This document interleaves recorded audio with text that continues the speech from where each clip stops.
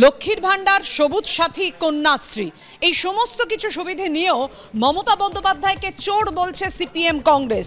বিজেপির পর এবার মালদা তৃণমূল জেলা সভাপতির নিশানায় সিপিএম কংগ্রেস। ফের বিরোধীদের ঘেরাও করার হুঁশিয়ারি দিলেন আব্দুর রহিম বক্সি।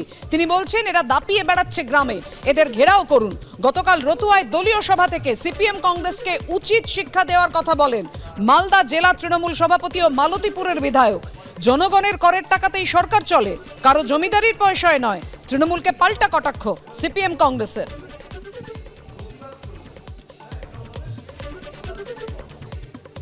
সিপিএমের নেতারা বুক চিতিয়ে আপনার সামনে মমতা ব্যানার্জিকে গাল দিচ্ছে। আপনার বুকের উপরে দাঁড়িয়ে মমতা ব্যানার্জি সমস্ত সুযোগ সুবিধা লুট করে নিয়ে মমতা ব্যানার্জিকে খারাপ কথা বলছে, চোর বলছে, আর আপনি প্রতিবাদ করছেন না। আপনি কোন টিএমসি, আপনি কোন তৃণমূল? আপনাকে বলতে হবে মমতা ব্যানার্জির সমস্ত সুযোগ সুবিধা নিয়ে সিপিএম কংগ্রেস গ্রামে দাপিয়ে বেড়াচ্ছে। আমরা তার প্রতিকার করে তাকে ঘেরাও করতে পারছি না, মানুষের মধ্যে গিয়ে গিয়ে মানুষকে বলে বলছি না এই চোর কংগ্রেস, এই চোর সিপিএম। মমতা ব্যানার্জি ওর মেয়ে লক্ষ্মীর, ওর বাড়ির বউ লক্ষ্মীর ভান্ডার পায়, ওর ছেলে সাইকেল পেয়েছে, ওর মেয়ে কন্যাশ্রী পেয়েছে, ও ওখানে বিনা পয়সায় চাল পায়, ও স্বাস্থ্য সাথীর কার্ড পায়, তবুও মমতা ব্যানার্জিকে গাল দিচ্ছে। ঘেরাও করুন।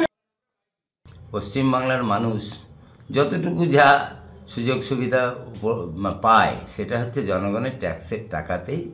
জনগণের টাকায় জনগণের কাজ হয়। সরকার কারুর জমিদারির পয়সায় চলে না। মন্ত্রী এমএলএরা যদি জেলে থাকে তাহলে চোর বলবে না তো কি সাধু বলবে? এই হচ্ছে অবস্থা এখন। সেই ক্ষেত্রে এইসব ভুল বকছে ইম্যাচিওর নেতা, অপরিপক্ক নেতা, রাজনৈতিক কোনো পরিপক্কতা নেই, তার থেকে এইসব কথা আসে। সিপিএম কংগ্রেসকে হুঁশিয়ারি দিয়েছে, বাড়ি থেকে বেরোলেই ওদেরকে ঘেরাও করুন।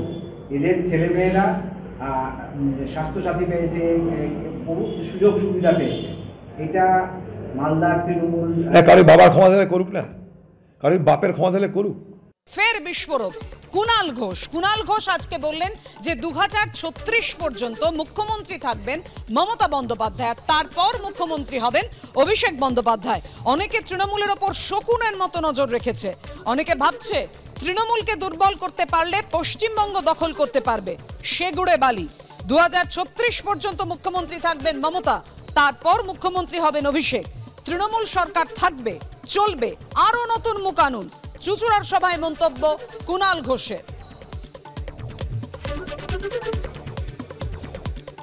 অনেকে শকুনের মতো নজর রেখেছে তৃণমূল কংগ্রেসের উপর। তৃণমূলকে ভাঙতে পারলে, তৃণমূলকে ক্ষতি করতে পারলে, তৃণমূলের দুর্বল করতে পারলে পশ্চিমবঙ্গ দখল করে নেওয়া যাবে। সেগুড়ে বালি 2036 অব্দি মুখ্যমন্ত্রী থাকবেন মমতা বন্দ্যোপাধ্যায়, তারপর মুখ্যমন্ত্রী হবেন অভিষেক বন্দ্যোপাধ্যায়। তৃণমূল সরকার থাকবে, চলবে। নতুন নতুন ছেলেদের আনুন, নতুন নতুন ছেলেদের তৈরি করুন। মমতা বন্দ্যোপাধ্যায়ের নেতৃত্বে, অভিষেক বন্দ্যোপাধ্যায়ের সেনাপতিত্বে এক এবং অভিন্ন তৃণমূল লড়ছে।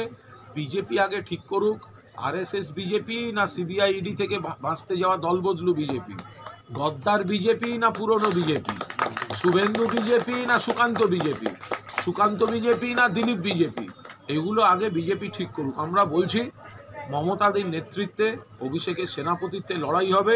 36 অব্দি মমতাদি মুখ্যমন্ত্রী, 36-এর পর অভিষেক বন্দ্যোপাধ্যায় মুখ্যমন্ত্রী।